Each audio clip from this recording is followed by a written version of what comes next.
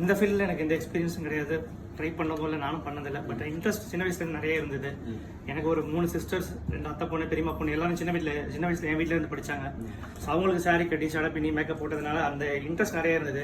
But நான் MBA HR, நான் சவுதியில், குவைத்தில், துபாயில் லாஸ்ட் 15 இயர்ஸ் HR ஒர்க் பண்ணிட்டு இருந்தேன்.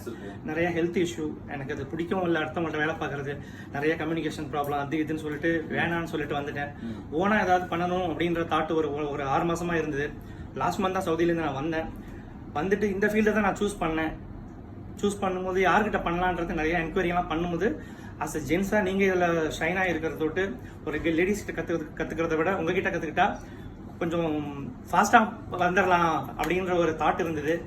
எந்த அளவு சக்ஸஸாக இருக்கும்னு தெரியல. உள்ளுக்குள்ள ஒரு சின்ன பயமும் இருக்கு. ஏன்னா நம்ம ஜென்ஸ் அப்படின்றதுனால இருந்தாலும் ஒரு நம்பிக்கையோட, அந்த ஒரு நம்பிக்கையோட தான் இன்னைக்கு நான் வந்திருக்கேன்.